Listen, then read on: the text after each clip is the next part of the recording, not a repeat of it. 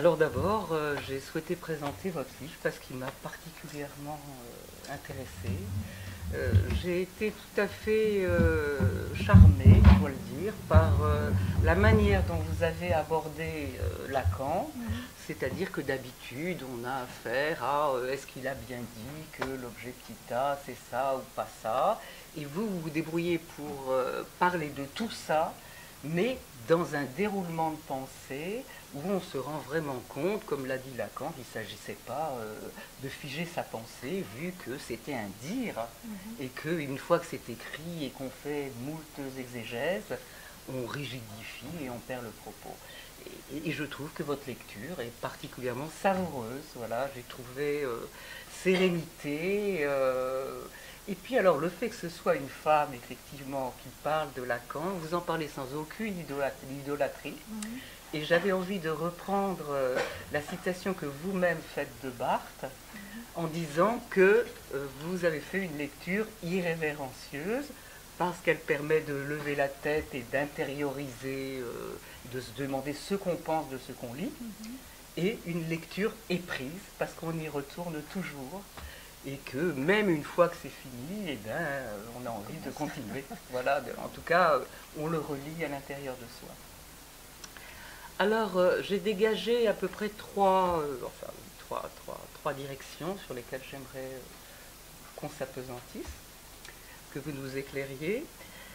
Alors, il y en a une, je commence par la fin de votre ouvrage, parce que je trouve que peut-être que c'est ce que j'ai trouvé de plus original, et en particulier l'ouverture que vous faites sur Sabina Spielrein, dont on parle si peu, et qui s'est permis de parler de Freud et de Lacan, de Freud et de Jung, non, de Lacan, non. De Freud et de Jung, avec qui elle a eu des démêlés, tout ce qu'il y a de plus amoureux. Et on pourra relire cette lettre que je trouve merveilleuse, mais énigmatique quand même, enfin qui ouvre beaucoup de directions pour l'avenir de la psychanalyse, je trouve, où elle dit qu'il n'est pas question, contrairement à ce que Freud lui propose, qu'elle abandonne cet amour. Et elle dit quelque chose de très paradoxal, à savoir qu'elle veut continuer à l'aimer, elle veut s'en séparer absolument ou le tuer, mais que de toute façon, si elle cesse de l'aimer, elle ne pourra plus aimer personne et elle ne pourra pas faire ce qu'elle a à faire. Voilà. Et elle demande en plus, parce que je vais parler après d'Hannah Arendt, mais elle demande à Jung de lui rendre sa lettre, ce qui est aussi extrêmement intéressant. Alors, j'ai trouvé aussi que cette lettre de Arendt, il y en a plusieurs textes de Arendt que vous mettez à la fin, est aussi tout à fait passionnante, parce qu'il s'agit d'un amour incompréhensible, vu la judéité de Hannah Arendt et le fait que, bien que ne s'étant pas déclaré comme nazi à l'époque, il était quand même su qu'il avait mis dehors un certain nombre de personnes, de juifs de l'université, et cet amour qu'elle a gardé jusqu'à la fin, même après qu'il y ait eu rupture, où elle lui dit que son dernier livre, elle ne peut pas lui dédicacer pour de vrai parce que ce ne serait pas correct, vu qu'ils ont rompu et qu'il a une femme et tout ce qu'on veut, mais que malgré tout, il n'y a qu'à lui que ça peut s'adresser. Donc je trouve que c'est absolument extraordinaire, ces deux figures. Maintenant, pour revenir à quelque chose de plus originaire par rapport à Lacan, c'est formidable que vous insistiez sur le fait que, contrairement à Freud, qui s'est instruit à l'école des hystériques et qui a eu peur de ce continent noir, il l'a déclaré comme quelque chose, mais il s'est bien gardé de s'y plonger. Lacan a commencé en plein dans la folie avec Aimé, qu'il a nommé ainsi suite à un personnage d'un roman qu'elle-même a écrit, ce que je ne savais pas, qui m'a énormément intéressé, tous les passages que vous citez du roman d'Aimé, absolument, et on comprend ce que... Moi j'avais lu le livre d'Alouche sur elle, sur le cas Aimé, mais c'était tout à fait une autre manière de l'aborder. Et là, tel que vous la présentez, vous le présentez Lacan, on a l'impression qu'il a été extrêmement, j'ai envie de dire presque tendre. Bon, je n'étais pas là pour le voir, mais à travers votre présentation, en tout cas, on a l'impression qu'il était vraiment à l'écoute de ce qu'elle disait, dans une certaine empathie. Et il a repris ce nom d'Aimé, qui était donc le nom d'un personnage d'un roman, complètement éploré. Et donc, c'est de cette folie, de la psychose et de l'amour, qu'il a originé son travail sur l'inconscient. Donc ça, je trouve que c'est tout à fait passionnant d'être révélé par votre travail. Alors bon, par ailleurs, il y a beaucoup d'autres femmes qui sont citées, qui pour moi étaient plus connues, mais qui sont non moins intéressantes, comme l'Olvestein, qui est vraiment un texte merveilleux, mais que je connaissais mieux que le texte d'Aimé. Il y a Antigone qui est citée, mais aussi quand vous analysez les choses. Il y a les femmes mystiques. Il y a l'amour courtois. Alors là, on peut s'y arrêter un peu dans la mesure où, par rapport à l'amour, il résout une impasse, puisqu'il est déterminé que la femme aimée ne peut pas être approchée. Donc, ça simplifie les choses d'une certaine manière, puisque Lacan a bien dit que quand on essayait de l'approcher, enfin quand on l'approche, heureusement, ça existe, eh ben, il a dit qu'il n'y avait pas de rapport sexuel, donc ce que, évidemment, ne veut pas dire qu'il n'y en a pas, mais qu'il n'y en a pas qui soit entre deux sujets, ce qui ces derniers temps a été beaucoup mis en question, en particulier par Gisèle Chaboudez qu'on a invitée ici, et j'avais aussi envie que tout à l'heure vous fassiez peut-être des ponts avec la solution qu'elle donnait à propos de l'amour, justement, par rapport au rapport sexuel, les retournements du désir, le passage, alors là je passe à un autre sujet, je regarde Patrick Chambon, parce que c'est évidemment le sujet de l'amour de transfert et de l'amour tout court dans le banquet de Platon. Et alors là aussi j'aimerais vous interroger, à travers deux citations que je vais carrément lire, sur le retournement d'une part de l'Héroménone en Érastès et d'autre part de l'Érastès en Héroménone. Ce que Lacan déclare être le miracle de l'amour, ce qui est quand même assez extraordinaire. C'est vrai que par rapport au mathème, on ne s'attend pas à des formules, mais il y a les deux, et beaucoup plus que deux choses dans Lacan, mais des choses contradictoires. Et là, vous nous montrez non pas ce qui a été montré parfois de Lacan, et on le voit dans les textes de Patrick Chambon, un Lacan caractériel, clown qui se roule par terre, qui fait des colères, mais là, on a l'impression d'un Lacan qui patiemment essaye de comprendre ce que c'est que aimer une femme ou être aimé par une femme, qui a l'air d'être désespéré par le fait que c'est pas possible, il cherche des solutions, mais bon, il n'en faut pas vraiment. Donc c'est par rapport à ça que je trouve que des travaux postérieurs, comme celui de Gisèle Chaboudel ou de Gérard Pommier, peuvent être des suites, des voies. Voilà. Alors l'autre point sur lequel j'avais aussi envie de vous interroger, et que j'ai trouvé que vous avez particulièrement bien déployé, c'est celui du stade du miroir. Parce que, bon, alors ça, pour le coup, c'est devenu une tarte à la crème, et ce stade du miroir, il a beaucoup évolué entre 1936 et la suite.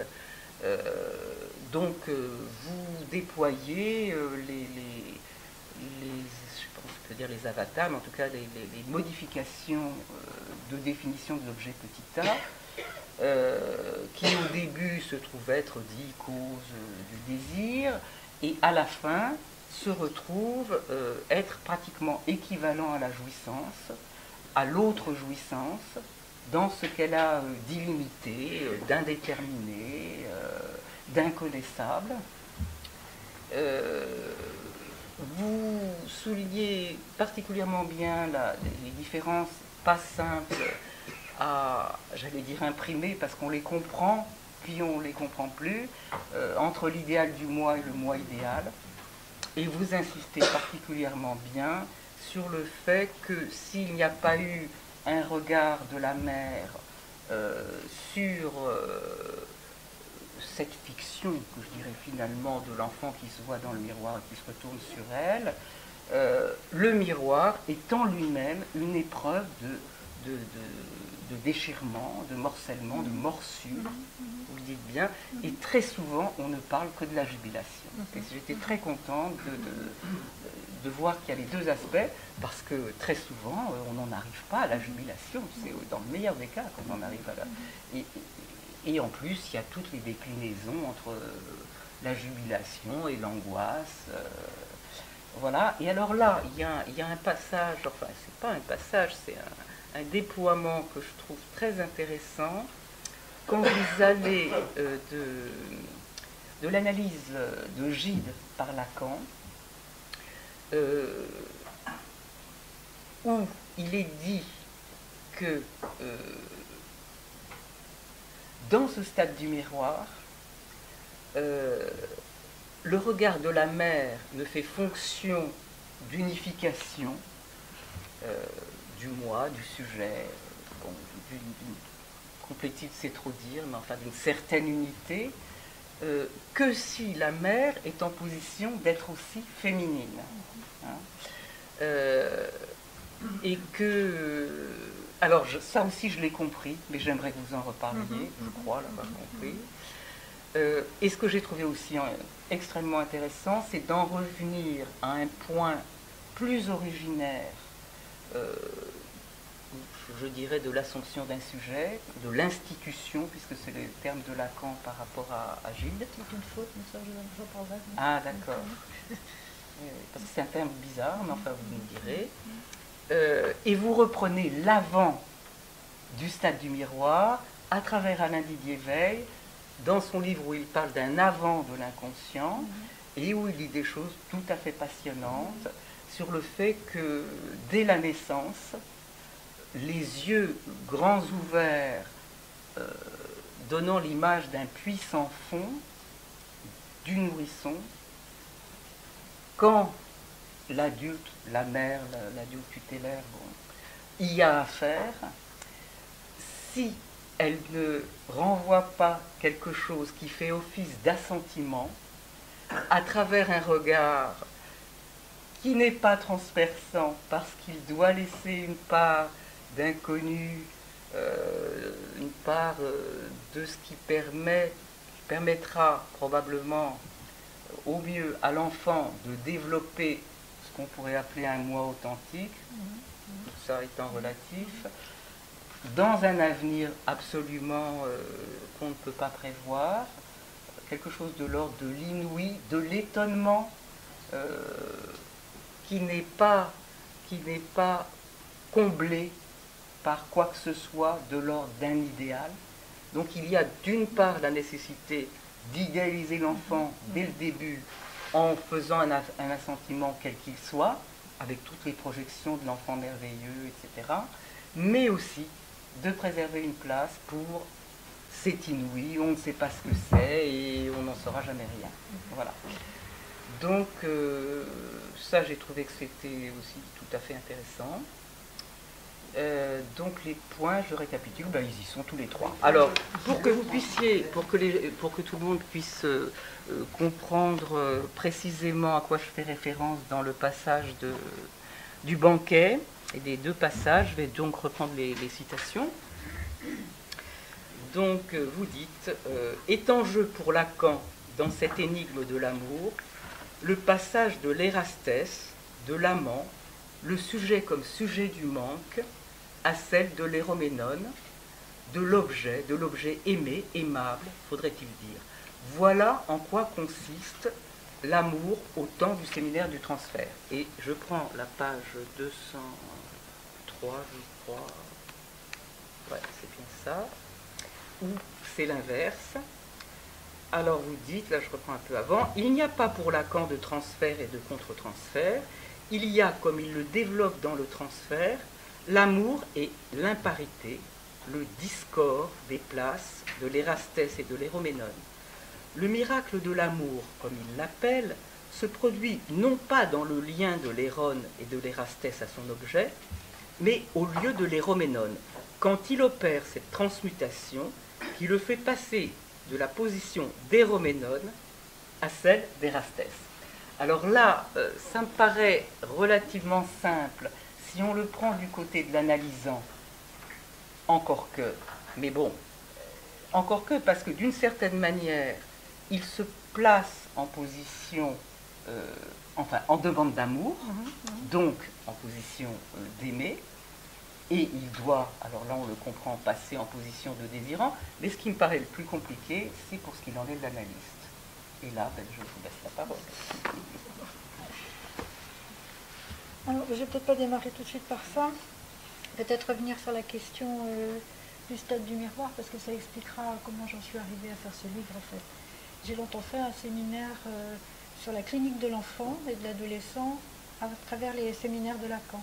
C'est-à-dire que j'ai relu tous les séminaires de Lacan pour chercher des éléments de la clinique de l'enfant. Donc j'ai fait ça longtemps, une dizaine d'années et plus, enfin j'ai fait ça très longtemps. Et c'est à travers ce travail-là, donc qui était plutôt orienté sur la question de la constitution du sujet, le phallus, le désir, le nom du père, enfin bon, bref, tout ce qui... le seul séminaire que je n'avais pas travaillé, c'était la relation d'objet, parce que on avait à peu près dit tout ce qu'il y avait à dire sur cette relation d'objet, donc du coup, je m'étais intéressée aux autres séminaires pour voir s'il y avait des éléments qui pouvaient nous servir dans le travail avec les enfants. Et en faisant ce travail-là, je me suis rendu compte que Lacan, à certains moments, au moment où il développait le plus précisément la question du désir, il tombait sur la question de la jouissance. Et chaque fois qu'il tombait sur la question de la jouissance, donc à un moment très peu formalisé, on pourrait dire, dans les premiers séminaires, et de plus en plus présent évidemment, mais chaque fois qu'il abordait cette question de la jouissance, il y avait toujours à proximité une figure féminine. Et donc ça m'a intriguée, je me suis dit quand même c'est bizarre ce truc.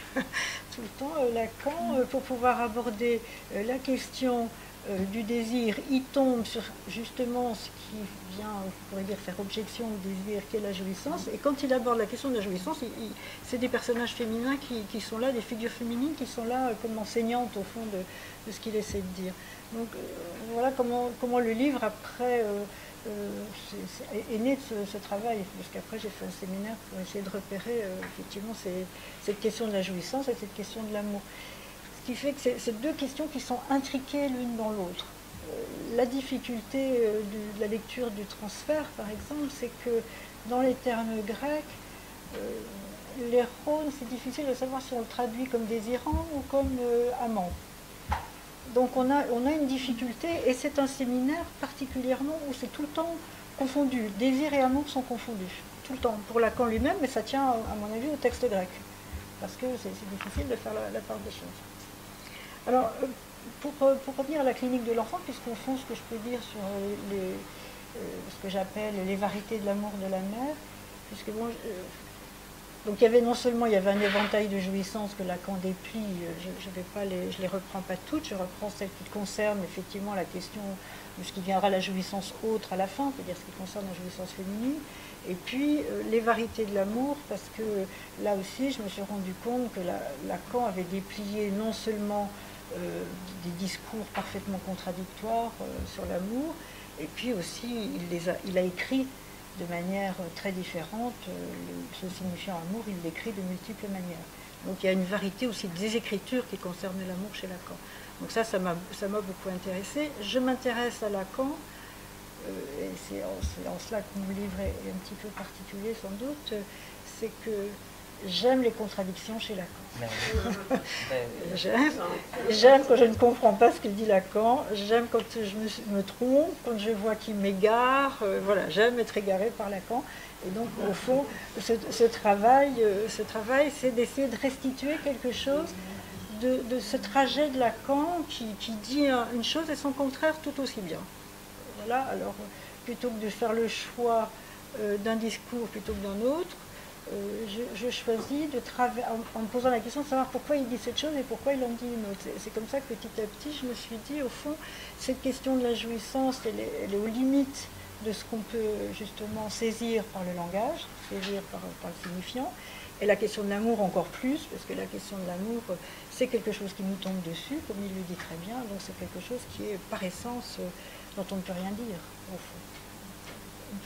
On peut l'écrire. On peut l'écrire. Alors, ça, c'est le troisième volet de mon travail, c'est que je pense que c'est un travail qui se veut être un travail de lecture, puisque je suis lectrice de Lacan, et seulement lectrice de Lacan au sens où je ne propose pas mes propres élaborations, j'essaie plutôt de repérer les moments comme ça de changement de discours chez Lacan, et lectrice de Lacan, et quand je lis avec d'autres, donc je tiens beaucoup à faire part de ceux qui m'accompagnent dans mes lectures, parce que je ne lis pas toute seule, je lis avec Alain Didével, avec Colette Solaire, avec voilà, des auteurs qui ont beaucoup travaillé Lacan, avec Alouche, d'autres.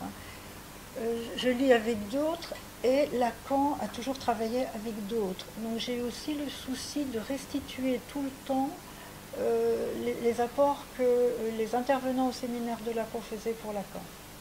Ce qui fait que, par exemple, si on reprend l'histoire de Marguerite Duras, c'est pas Lacan qui découvre Marguerite Duras, c'est Michel Montrelet qui fait toute une séance consacrée au roman de Marguerite Duras. Elle dit des choses absolument remarquables qui sont reprises par Lacan dans son hommage à Duras. Alors évidemment, si on n'a pas accès au Lacan intégral, disons, si on a accès qu'au Lacan des éditions du Seuil, évidemment, on n'a pas ces séances-là. De même que tout ce qui est dit sur la jouissance autre dans le séminaire encore, c'est Recanati, que je ne connais pas particulièrement, mais enfin qui intervient tout au long du séminaire encore. C'est lui qui développe la question des formules de la sexuation. On a complètement oublié ce Recanati. Il n'empêche que dans la version, disons, intégrale du séminaire d'encore, on voit à quelle place Recanati, à quel point Recanati était important dans ce séminaire-là. Alain Didier-Veil, dans les tout derniers séminaires de Lacan, puisque là, il intervient aussi énormément. Donc c'est aussi pour moi le souci de restituer le fait que Lacan ne travaillait pas tout seul et qu'il faisait travailler d'autres avec lui et qu'il utilisait l'apport de tous ces analystes qui travaillaient avec lui, qu'il promeut, hein. Alors beaucoup dans les tout premiers séminaires, beaucoup moins à la fin sans doute, mais enfin quand même il y a eu des moments très importants qui sont des apports de. Donc ça c'est aussi une manière de restituer un autre type de Lacan qui n'est pas tout seul comme ça à faire à élaborer son œuvre tout seul, comme s'il n'était pas pris non seulement dans le dialogue avec d'autres, mais il y a tout, avec le dernier livre de Catherine Millau, je dis, on peut même voir, on pourrait mettre en regard, ce sera un autre travail à faire, en regard les écrits de ses analysants ou des gens qui étaient proches, et puisque lui élabore dans son séminaire. On pourrait faire tout à fait ce travail qui montrerait à quel point il y a comme ça des correspondances qui se font entre ce que ces analysants lui apportent en séance, dans les contrôles et dans les discussions qu'ils ont dans le séminaire. Donc ça a été mon souci. Alors par rapport à cette question des variétés de l'amour de la mer, j'ai beaucoup travaillé deux questions, disons, avant de faire ce livre. La question de la passion, parce que ça me passionne. La question de la passion et des mystiques. Je suis très intéressée par les mystiques depuis très très longtemps. Et je suis intéressée par la figure de la mer, mais à travers Médée, comme pour moi étant, on pourrait dire, la figure la plus authentique de mer. Alors évidemment, c'était scandaleux de mon propos, parce que justement, ce que Médée... Alors, étonnamment, je n'en parle pas dans le livre. Je me suis rendu compte que j'ai fait des articles sur Médée. Je suis complètement zappée. À un moment donné, vous parlez de quelqu'un qui tue ses enfants, sans nommer Médée. Je parle de quelqu'un qui tue ses enfants. Je ne pourrais pas vous dire où, mais Ah oui, parce que c'est la plainte qu'on trouve dans Antigone. C'est, oui, je ne sais plus comment elle s'appelle, un personnage que reprend Nicole Laureau. C'est ça, parce que moi j'ai pensé à Médée, mais vous la nommez pas. Elle est absente, mais de fait, elle est là quand même, parce que justement, j'avais écrit un article qui s'appelait Électre, fille de Médée, c'est-à-dire que, entre autres, la figure de Médée montre bien à quel point une femme ne peut se soutenir comme mère que si elle est aussi soutenue dans sa position de femme. Et que au sens là, il y a quelque chose du ravage qui s'installe pour elle. Et donc, tout ce que je développe sur la question de la mère, parce qu'évidemment, quand on travaille avec les enfants, la question du miroir, toute la clinique, je pense même, j'ai fait un petit exposé là, la semaine, il y a 15 jours, sur la clinique, ce que j'appelle la clinique du réel et qui est la clinique du regard. Je pense que dans la question de la mélancolie, la question de l'anorexie, la question de certains types de psychoses, il y a sans doute quelque chose à développer d'une clinique du regard.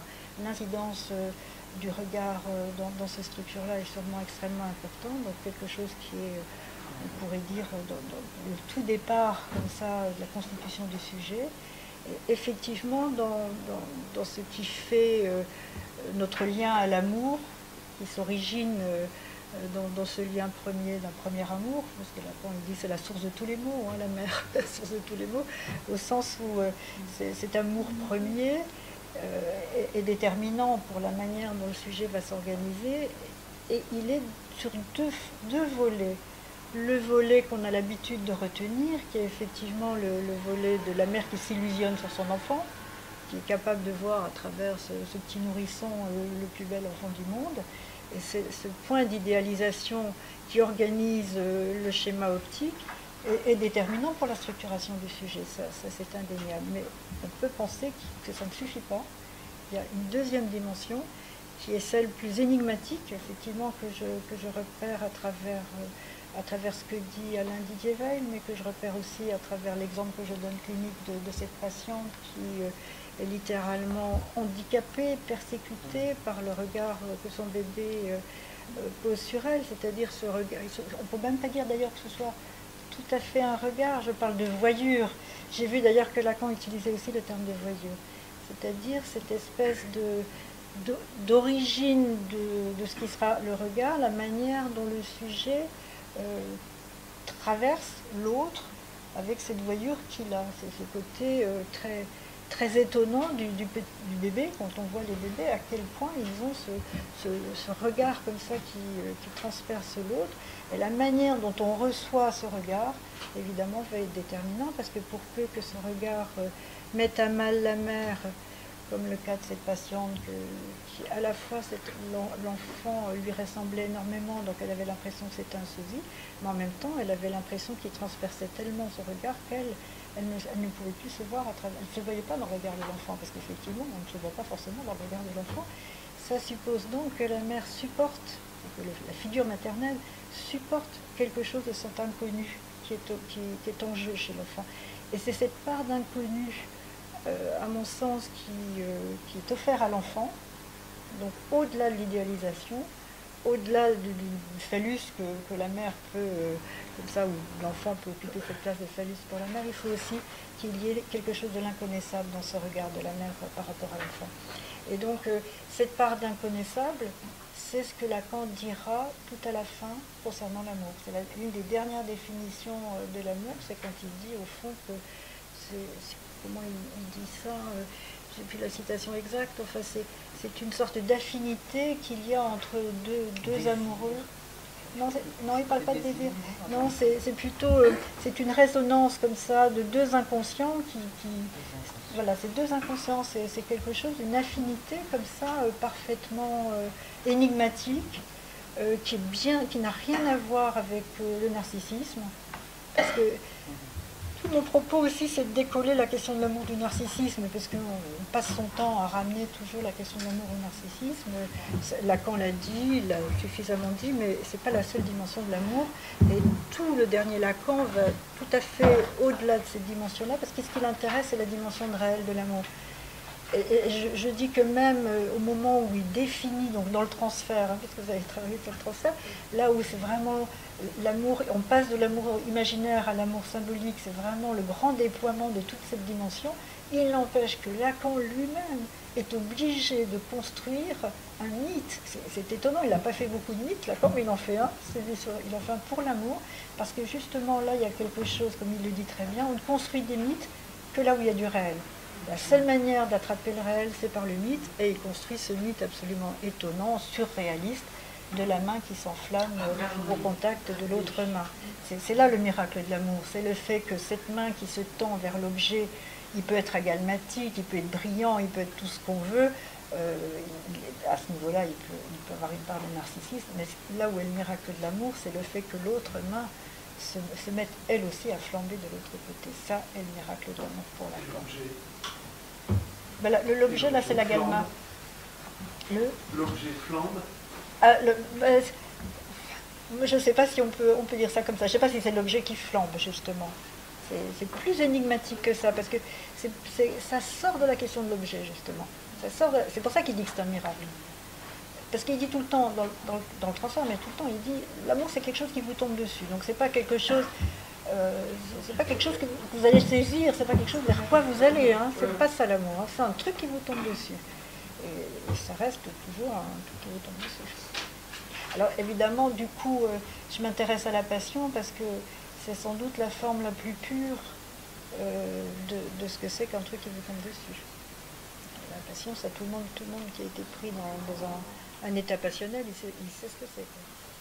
Il sait à quel point c'est irréel, à quel point ça correspond à rien, à quel point ça vient faire voler en éclats toutes les assises qui pouvaient être, disons, acquises. Enfin, il y a quelque chose d'une folie là dans la passion qui fait justement, qui contredit au fond quelque chose du désir et de l'objet. À mon sens. Hein.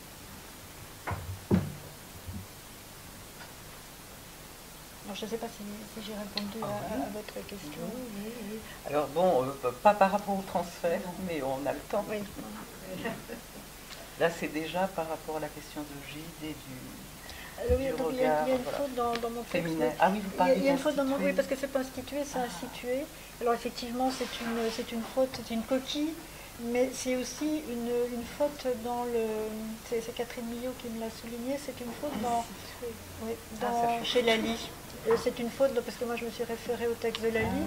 Il paraît qu'on le trouve, ça je n'ai pas vérifié, au Seuil, mais aussi à Lally. Et ils viennent de sortir à Lally, on en a parlé la semaine dernière, parce que Beaumont est venu à Strasbourg. L'Institut, alors c'est-à-dire qu'il n'a pas de lieu, non, qui est absolument l'inverse de institué. C'est le contraire. Mais moi j'avais marqué institué, mais c'est une coquille qui est passée parce qu'après la Con reparle d'institué. Donc il est institué justement. Oui, c'est tout à fait à l'inverse. C'est l'inverse. Il est institué. Donc il semblerait que la dernière version de Lally vient de sortir, là, elle est excellente. Ils ont repris toutes les erreurs qu'ils avaient faites. Et donc, voilà. C'est vraiment un contresens, parce que justement institué ça va dans l'ordre de on ne sait pas où il est, et institué c'est la statue, immobile, c'est fou comment on peut après travailler sur... ça avec Lacan c'est souvent. Hein. C'est comme dans la Bible, on s'aperçoit qu'il y a des traductions qu'on fait moi je travaille, quand j'ai des points comme ça, je vais les regarder chez Valas, les transcriptions que j'avais, les premières... Roméo qu'on avait, et puis le Seuil, ça je le regarde quasiment plus parce que là c'est trop caviardé, donc on ne peut pas travailler avec cette version-là. Et puis les versions de Lally, parce que c'est celles qui sont les plus accessibles, disons. Moi je travaille avec celle-là. Parce que c'est pas facile de travailler que sur l'ordinateur, donc j'aime bien pouvoir souligner, donc au moins c'est des versions papier. Quoi. Donc là il y a une erreur. D'accord, mais en tout cas, bon, là vous avez bien éclairé cette question de la féminité, effectivement nécessaire. Absolument. Absolument. Alors bon, je ne peux pas m'empêcher de vous poser des questions par rapport à ce qui se passe. C'est une question très compliquée, mais par rapport aux études de genre et au fait que les enfants naissent de manière extrêmement différente d'avant. Alors je sais qu'il a été répondu que de toute façon il faut biologiquement de l'homme et de la femme, mais enfin ça ne résout pas tout par rapport à la question de la féminité et de l'autre sexe comme étant l'inconnu. Alors on peut dire qu'effectivement de toute façon le phallique, c'est pas parce qu'il est phallique qu'il n'est pas inconnu à celui qui en est le porteur. Bien sûr. Et alors là, bon, ça m'amène tout de suite à vous poser une question qui me tracasse un peu, qui est effectivement celle de la femme est mise en position de total inconnu. Alors donc j'ai fini par me demander s'il n'y avait pas de la part de Lacan une idéalisation, parce que personnellement je me suis dit qu'en dehors des formules de la sexuation, on pouvait en dire absolument autant d'un homme. Je ne vois pas en quoi, si on sort de l'idée qu'il y a le tout phallique et le pas tout phallique, je me demanderais ce que Sabina Sprigragne aurait pu en dire. Voilà. Alors, oui, c'est-à-dire que je pense que la femme, enfin c'est pour ça que le livre, je parle des figures féminines, hein, dont je ne parle pas des femmes, de la réalité, très peu.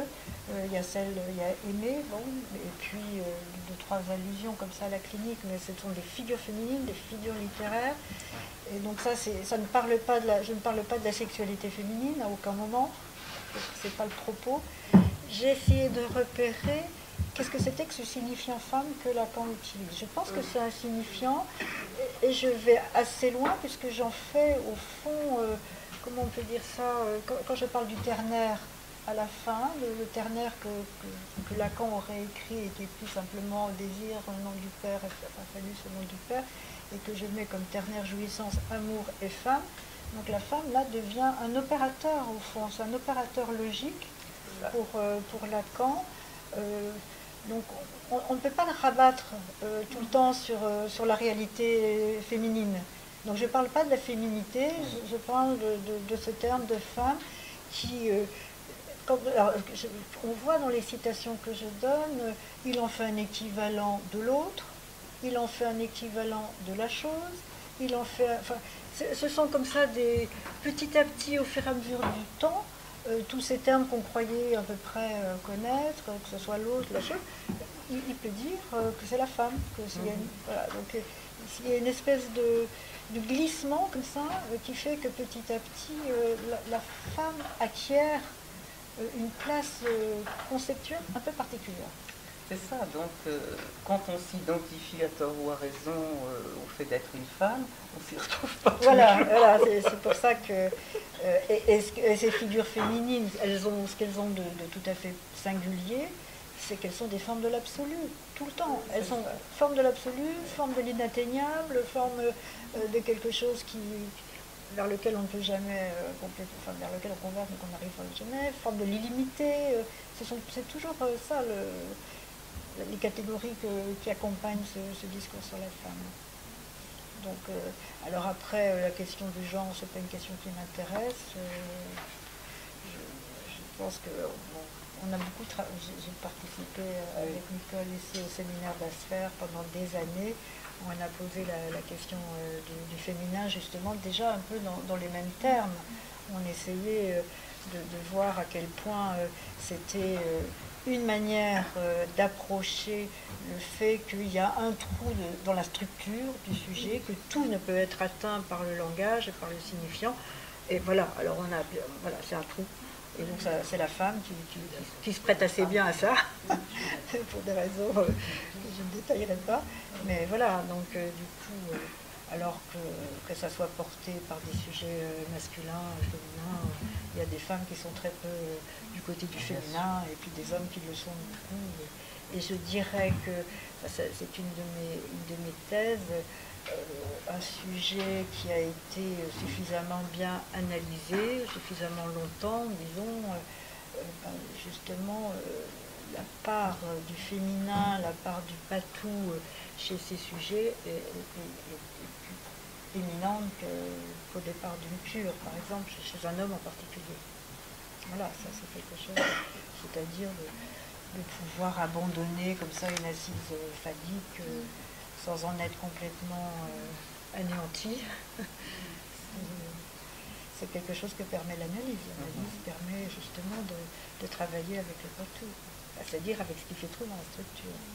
Et c'est pour ça que la question de l'amour du côté du réel est extrêmement importante, parce que si on reste du côté du narcissisme, on ne peut pas faire grand-chose avec cet amour-là. Or, on pourrait penser que l'amour que viserait, ce qui serait un nouvel amour, qui serait tributaire d'un parcours de cure, je ne sais pas bien si on peut dire ça comme ça, mais c'est effectivement quelque chose qui pourrait, comment on pourrait dire, supporter cette dimension de réel et ne plus être tellement inféodé à la dimension narcissique de l'amour. Évidemment, on n'abandonne pas. Alors, l'amour de Sabina Spielrein et celle d'Hannah Arendt. Ah oui, ça c'est... Et bon, Spielrein, en plus, elle était analyste, donc... Oui, on le devient toujours. Enfin, quand tout le monde ne le devient pas, mais on n'est pas analyste donc. Oui, oui, bah, alors Sabina Spielrein, ben, moi je l'ai rencontrée en même temps que Nicole Kress-Rosad, hein, puisqu'on a un petit peu, on a dialogué à cette époque quand elle avait fait son premier livre. J'avais été sa lectrice avant qu'elle les publie, donc on avait des grands échanges là-dessus. Elle plutôt soutenant la dimension érotomaniaque de Sabina Spielrein. Et moi, j'ai beaucoup de peine avec cette dimension de l'érotomanie qu'on met, à mon sens, un peu trop souvent à toutes les sauces, et en particulier sur ce qu'il en est de l'adolescence, c'est-à-dire sur le premier amour, sur la question aussi importante du premier amour, donc qui est souvent chez les jeunes sujets, disons adolescents ou jeunes adultes. Et donc, cette pente érotomaniaque, elle est inhérente à la position féminine, là, pour le coup, qui est si tributaire de la dimension de l'amour. Donc évidemment, vouloir être aimé, c'est typiquement une position érotomaniaque. Ça ne veut pas dire encore pour autant que ça donne des sujets avec ce versant psychotique de l'érotomanie. Et donc la question de Sabina Spielrein, effectivement ce qui m'intéressait, comme vous l'avez très bien relevé, c'est deux choses. C'est le fait que elle a passé son temps à réfléchir à ce que c'était que le transfert qu'elle avait eu avec Jung, qu'est-ce que c'était que cet amour, et le peu de réponses qu'elle recevait de Freud, qui n'arrêtait pas de lui dire « faites un enfant, mariez-vous », enfin bon, bref, ça, voilà, sortez de cette affaire, elle n'est pas possible. Il lui a même dit laissez tomber ces amours ariennes, nous on est des juifs, ce qui était aussi très curieux. Oui. Et alors, la lettre que je reprends, elle a déjà un enfant, donc c'est plus la peine de lui proposer la maternité comme solution à la demande phallique, parce que bon, Freud en est effectivement encore dans ce temps où il pense au fond que c'est toute la question du phallus qui intéresse les hystériques, et il s'appuie là-dessus pour lui répondre. Et Sabina a cette force absolument étonnante, je trouve, de ne pas céder sur son désir. S'il y a quelque chose qu'elle nous enseigne, c'est ne pas céder sur son désir. Non pas au sens où il s'agit de désirer ce brave Jung, parce qu'au fond, quand elle reprend sa lettre, quand elle reprend sa lettre, on voit bien que c'est au-delà de la personne de Jung. C'est qu'il sait jouer quelque chose là pour elle, qu'elle veut absolument saisir, elle veut comprendre ce qui se joue pour elle, parce qu'elle l'a rencontré chez d'autres jeunes filles. Elle le dit, tout ce qu'elle va développer dans sa thèse, c'est ce qu'elle a compris de la prise en charge qu'elle avait faite des différentes jeunes filles qu'elle a eues en cure. Donc il y a quelque chose là d'un travail de passe, on pourrait dire, qui est à la fois une réflexion sur son propre itinéraire, sur comment la question de l'amour s'est jouée pour elle dans cette rencontre avec Jung, et sur le fait que cet amour, il n'est pas question de l'abandonner, c'est-à-dire il n'est pas question de faire comme s'il n'avait pas eu lieu. C'est au contraire quelque chose qui la maintient et qui va nécessiter un travail d'écriture. Parce que non seulement il écrit sa thèse, mais il écrit quand elle va voir Jung, quand il ne répond pas à ses courriers, ou quand il la fait languiner, ou quand Freud ne répond pas à ses lettres. Elle passe des nuits entières à écrire un journal dont on n'a pas non plus que des extraits, enfin c'est pas un journal complet. Et donc elle tente de saisir par l'écriture ce qui s'est passé pour elle dans cette question de l'amour. Et on voit bien que l'écriture, à ce moment-là, quand elle demande à Jung de lui restituer la lettre, à mon sens, c'est que, pour elle le dit, elle dit, ça fait partie de mon être. Enfin, la source. Oui, exactement le terme qu'elle utilise. C'est là où on voit que l'écriture est quelque chose qui n'est pas simplement un divertissement, mais qui est une nécessité pour certains sujets de pouvoir prendre en compte ce qui leur est arrivé. Tu fais du réel, c'est une approche du réel qui nécessite que ça passe par l'écriture. Et je pense que le travail des analyses qui se mettent à écrire, c'est la même chose. C'est un certain type de travail de passe qui nécessite un passage par l'écrit pour pouvoir atteindre quelque chose de ce réel qu'autrement on ne peut pas atteindre. Cette lettre, elle constitue l'une des pierres de mon développement futur. J'en aurai encore besoin. Donc voilà, c'est un travail de réflexion. Elle continue à s'interroger sur ce qui l'a amené dans cette situation-là. Et Jung et Freud n'ont pas été tout à fait à la hauteur. Non.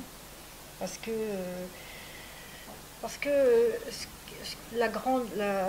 le génie dans la citation que je donne, le génie de Sabina Spielrein, c'est qu'elle a inventé le sujet divisé. Oui. On ne l'a jamais vraiment noté, mais enfin c'est elle qui dit les sujets sont des dividis. Oui. Elle joue sur ce terme de division. Donc ça, elle l'avait saisi, Sabina Spielrein. Elle l'avait saisi mieux que Freud, d'une certaine manière.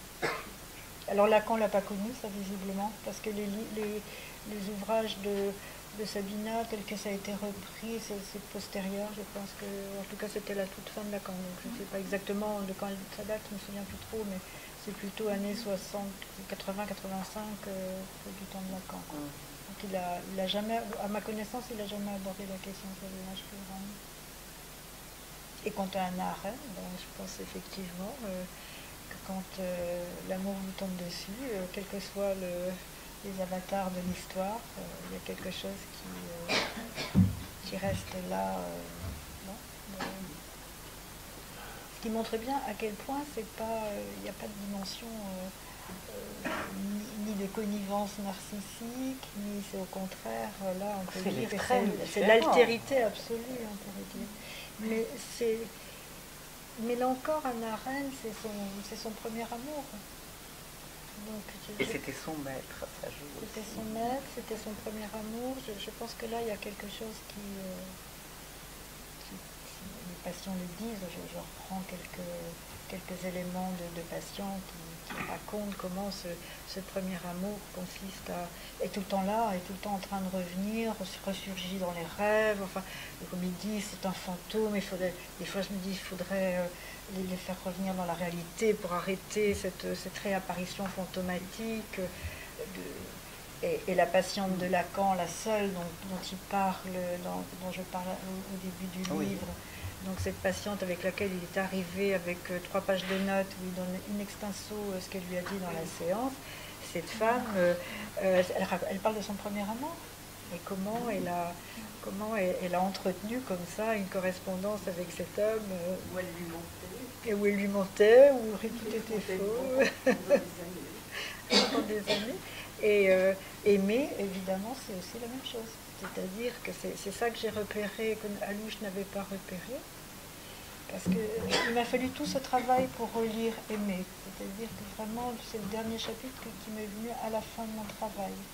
Ce qui donne une lecture un petit peu particulière d'Aimer, puisque, effectivement, ayant traversé la question de l'écriture, ayant traversé la question de l'amour, le côté réel de l'amour, le côté ravageant aussi, l'amour pour une femme, j'ai relu Aimer d'un autre point de vue, du point de vue du fait qu'elle avait écrit des romans et qu'elle avait souffert, avant son accès de psychose, elle avait été amoureuse d'un sale type dans son petit village, avec qui elle n'a jamais eu d'histoire, de même que la jeune fille de Zweig n'a jamais eu d'histoire avec l'écrivain, en tout cas ça n'a pas fait histoire, même s'ils ont couché ensemble, mais lui ne se souvenait jamais avec qui il avait couché. Donc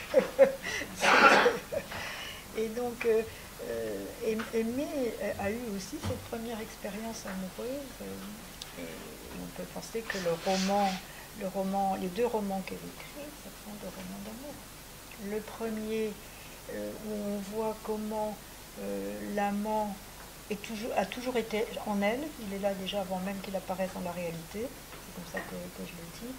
Le deuxième roman, dont on n'a que des tout petits fragments, donc c'est très difficile de savoir exactement comment c'est raconté, mais on voit que là on a affaire à un déchaînement beaucoup plus psychotique, ça s'obscurcit le deuxième roman, et il y a des éléments de persécution qu'on n'a pas dans le premier roman. Donc, mon hypothèse, c'est une hypothèse que je ne suis pas allée regarder j'ai pas été vérifiée au niveau des dates. Mon hypothèse, qui est une hypothèse de structure, je dirais comme ça, je pense que le deuxième roman, c'est l'hypothèse qu'il faudrait mettre, il faut aller vérifier, que le deuxième roman est consécutif au fait que le premier n'a pas été publié. Vraisemblablement, s'il y avait eu publication du roman, parce que Lacan a voulu que ce livre soit publié, il l'a proposé à Gallimard, il l'a proposé à différents de ses amis, finalement ça ne s'est pas fait, et on peut penser que l'absence de public, de lecteurs pour aimer, ait pu précipiter le passage à l'acte. C'est une hypothèse que ne reprend pas Alouche, parce qu'Alouche, lui, s'est intéressé à la configuration familiale, disons, d'Aimé.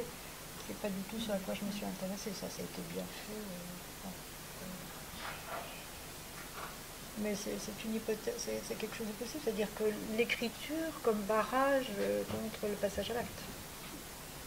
Ce qui est quand même dans les cures de psychotiques, si vous avez travaillé de psychotique, l'écriture est un garde-fou extraordinaire. L'article que j'avais fait sur la passion, le premier article que j'ai fait, ça s'appelait « L'objet de la passion, c'est le passionné ». Bah oui, mais ça c'est toujours la galma, c'est toujours l'objet. Non, l'objet de la passion, c'est le passionné. C'est le passionné. Oui, c'est celui qui est le sujet. Enfin, on croit qu'il est le sujet de la passion, en fait, il est l'objet de la passion. Alors c'est l'érastèse, vous voulez dire, c'est de l'autre côté, parce que dans le banquet... Non, c'est autre chose, c'est une autre définition. Ça, je le dis à partir de Zweig. C'est-à-dire que le sujet passionné, la passion, à mon sens, ne fait pas l'histoire. La passion, c'est quelque chose qui est lors de la solitude complète, c'est pas la rencontre passionnelle entre deux êtres. La passion, c'est le bouquin d'Annie Ernaux. Elle attend à côté de son téléphone pendant 6 mois que son pilote de ligne veuille bien lui téléphoner. Ça, c'est la passion, c'est-à-dire c'est quelque chose qui est une attente. C'est la passion selon Jacques Assoun aussi. C'est le fait que le sujet est là dans un lien. Qui le fait lui-même objet. Qui le fait lui-même objet. Oui, mais on est toujours dans le même registre finalement, de l'objectivité du sujet. Oui, c'est un peu... Ça circule, mais enfin... Non, là, ça circule pas, justement. C'est le passionné qui est l'objet de la passion. Qui est l'objet de la passion, c'est bien un objet, donc c'est ça. Lui, il est objectif, il est plus sujet. À ce moment-là, il devient... Parce que ma question, c'était la formalisation. Est-ce qu'il y a une forme à la passion? Vous disiez tout à l'heure que non, justement. Alors que dans le banquet, il s'agit bien d'un objet. Donc on n'arrive pas à saisir le contour. Mais c'est pas des passionnés. C'est pas des passionnés dans le banquet. Dans le banquet, dans le banquet, faisiez-vous la différence? Oui, parce que dans le banquet, il y a beaucoup d'amour différents. C'est pour ça que je parle des variétés de l'amour. L'amour que décrit Phèdre n'a pas grand-chose à voir avec l'amour de, comment il s'appelle, celui qui fait l'amour comptable, là, celui dont Lacan dit que ça lui rappelle son patient protestant qui a fait la cour, qui était très riche et qui s'est enrichi pendant la guerre, et qui fait la cour à une jeune fille. Il finit par, alors, plus elle résiste et plus la valeur de l'objet monte et il finit par l'épouser, mais en remettant les bijoux de la dame au coffre tous les soirs, elle est partie avec un gagne petit assez rapidement. Donc il y a cette version-là, c'est une des versions de l'amour. Il y a la version que nous donne Diotima, qui est encore une autre version, et il y a la version de celle de l'amour à la fin d'Alcibiade, qui est encore une autre version. Donc c'est jamais tout à fait la même version de l'amour. Hein. Ah non, c'est sûr, l'objet circule. Hein. Ça, mais moi je dirais pas que l'objet circule, je dirais que ce qui circule, c'est les variétés de l'amour. Je dirais pas oui, que mais c'est sous la forme d'un objet. Enfin, c'est dit ça, mais c'est quand même un objet. Pardon? C'est d'un objet dont Il est grec. Il est grec. Ah oui. Non, mais il le dit tout le temps, là, quand il dit dans l'amour, il s'agit d'un objet, mais on ne sait pas lequel. Non. Alors, Lacan, ce qu'il introduit dans Antigone, ce qu'il introduit alors à quel endroit il le dit? Il introduit quelque chose, il l'introduit dans le banquet, c'est à propos, je ne sais plus si c'est à propos de Diotime, il introduit quelque chose d'autre qui est l'Himéros et Nargès. C'est-à-dire que, alors ça fait chuter la question de l'objet. La version de l'amour que Lacan donne, c'est l'Himéros, c'est-à-dire, il le dit à propos d'Antigone, c'est cette petite lumière qui s'allume au coin de l'œil de la belle jeune fille. C'est toute l'analyse qu'il fait d'Antigone, c'est le fait que c'est ce que lui éprouve, c'est ce que lui ressent. Mais il fait la différence justement entre un héros qui est attiré par l'objet, enfin qui est organisé autour de l'objet, et l'Himéros qui lui est plutôt la petite flamme qui s'allume au coin de l'œil et qui suscite pas l'objet chez l'autre, mais qui suscite quelque chose qui met en mouvement cette déclinaison d'un amour un peu particulier qui est un amour réel. Et ça, l'Himéros, c'est quelque chose d'important pour Lacan. Et il y a deux endroits où il utilise ça, m'échappe un peu. Est-ce qu'on ne pourrait pas faire un rapport avec ce que Alouche appelle le cercle magique, c'est-à-dire que ce qui est alors, mais c'est déjà dit sous une autre forme dans votre texte, c'est que ce qui est désiré dans l'amour, là je fais après séparé, mais bon, ce n'est pas l'objet, c'est le désir. Oui, parce que c'est ce qu'il dit, c'est-à-dire que voilà, c'est-à-dire que c'est là où il y a du trois, c'est-à-dire que c'est pas l'objet, c'est la manière dont l'un est passionné par un objet qui attire l'amour, désir de celui qui voit la brillance dans l'œil du premier. Mais la brillance, elle vise un objet qui n'intéresse pas forcément le second. Ce qui intéresse, c'est la brillance, la lumière qui s'allume quand l'autre désire. Mais justement, ce qui définit ce que Lacan appelait dans le séminaire de formation de l'inconscient, là où il développe la métaphore paternelle, c'est là où il développe aussi le désir de la mère. Et ce qu'il appelle le désir de la mère, c'est pas le désir de la mère pour un objet que serait l'enfant. Le désir de la mère, c'est le désir de désir. C'est le fait qu'elle se laisse désirer. Ça n'a strictement rien à faire avec une objectivité comme ça. Justement, c'est tout le travail de Lacan parce que quand il le développe comme ça, l'autre, l'héroménon, il ne sait pas ce qu'il a. L'érostès, il ne sait pas ce qui lui manque, mais il manque quelque chose, et l'héroménon, il ne sait pas ce qu'il a. Donc on voit bien, c'est comme ça qu'il le dit aussi, Lacan. À une époque où je suis d'accord, la question de l'objet, il travaille la question de l'objet à ce moment-là, parce que ce n'est pas encore tout à fait l'objet petit a. On est au moment où il va définir l'objet petit a, mais il s'en approche. Donc ça tourne autour. Mais en même temps, si on regarde la figure de Diotime, qui m'a particulièrement intéressée, et parce qu'elle sert à Lacan pour faire la formule canonique qui donne de l'amour. C'est Diotime qui lui offre, parce que Diotime dit, toute la question de Diotime, c'est de dire qu'on ne peut pas dire que ce qui n'est pas beau soit laid. Voilà, elle développe ça, la question est-ce que l'amour c'est beau ou pas beau, on ne peut pas savoir. Donc la logique signifiante, dit Lacan, du oui ou du non, ça ne fonctionne pas chez Diotime. Elle introduit quelque chose qui est l'ordre de la métaxie. Il appelle ça la métaxie, l'intermédiaire, c'est l'intermédiaire. L'amour, c'est un intermédiaire, c'est ni vérité, ni savoir, ni désir, ni jouissance, c'est quelque chose en intermédiaire. Et Diotime, elle va développer justement toute cette capacité qu'elle a, elle, à proposer quelque chose qui nous fait échapper à la présence ou pas. Parce que moi, la lecture que je ne propose pas la lecture de Platon, je ne propose pas, c'est-à-dire que je ne propose jamais que la lecture que fait Lacan des textes auxquels il se réfère. Donc, moi, je dis, mon travail, ça simplement, j'ai réduit, au fond, j'ai pas d'avis. J'ai pas voulu en avoir. En tout cas, je ne l'ai pas dit. Je n'ai pas d'avis ni sur le texte de Platon, ni sur l'Olwestein. Enfin, j'ai simplement tiré les nœuds de ce que Lacan amène. Et dans Diotime, ce qui l'intéresse, c'est donner la formule sans la voir. Diotime, elle dit ça.